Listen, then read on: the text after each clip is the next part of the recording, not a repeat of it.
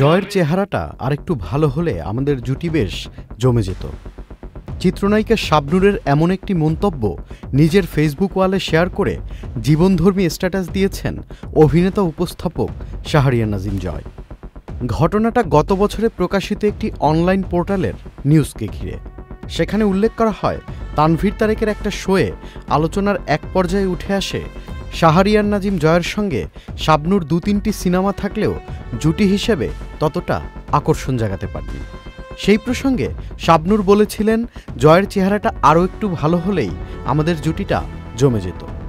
দীর্ঘদিন পর সেই নিউজটি নিজের ফেসবুকে শেয়ার করে জয় লিখেছেন, একটা সাক্ষাৎকারে দেখলাম শাবনূর বলেছিল, জয়ের চেহারাটা আরেকটু ভালো হলে আমাদের জুটিটা জমে যেত। আমি কিন্তু ভাবতাম আমার চেহারাটা যথেষ্ট ভালো। আমি যখন অভিনয় শুরু করিনি তখন সবেমাত্র ইন্টারমিডিয়েটে পড়ি, আদমজী ক্যান্টনমেন্ট কলেজে। আমার চোখ দুটা এত তির্যক ছিল এবং চেহারায় এত মায়া ছিল, আমার মনে আছে কলেজের মেয়েরা আমার জন্য পাগল ছিল। শুধু তাই নয়, একটু দূরেই ছিল শহীদ আনোয়ারা গার্লস কলেজ। টিফিন টাইমে মেয়েরা শুধু আমাকে দেখতে আসতো। আমি তখন সেলিব্রিটি না। রিকশায় যখন যেতাম তখন দেখতাম আশেপাশে কোনো মেয়ে গেলে চেহারা ঘুরিয়ে আমার দিকে তাকাচ্ছে। একদম মিথ্যা না। এখনো ২-৪ জন সাক্ষী জীবিত আছে। চেহারা খারাপ হয় কেন জানেন?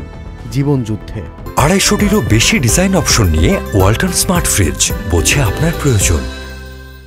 জীবনে এমনভাবে কিছু সময় আসে যখন চেহারার যত্ন নেওয়া এত দূরের কথা, বেঁচে থাকার জন্য অথই সাগরে সাঁতার কাটতে হয়। তখন সব কিছু নষ্ট হয়ে যায়। হয়তো আমারও তাই হয়েছে। তবে জয়ের ভক্তরা তার লেখা পড়ে আবেগ আপ্লুত হয়ে পড়ে। তন্দ্রা নামের একজন লিখেছেন, চেহারা নষ্ট হয় জীবন যুদ্ধে, এর চেয়ে সুন্দর সত্য আর কি বা হতে পারে। তবে স্ট্যাটাসে শাবনূরের মন্তব্যকে একেবারেই উড়িয়ে দিয়েছেন জয়। তার লেখায় উঠে আসে, চেহারা আমার খারাপ ছিল না। তাহলে কি জয় ফিল্মি পলিটিক্সের শিকার হয়েছিল, নাকি সত্যিই জ্বলে উঠতে পারেনি? সেটা কেবলমাত্র দর্শকরাই বিচার করতে পারবে।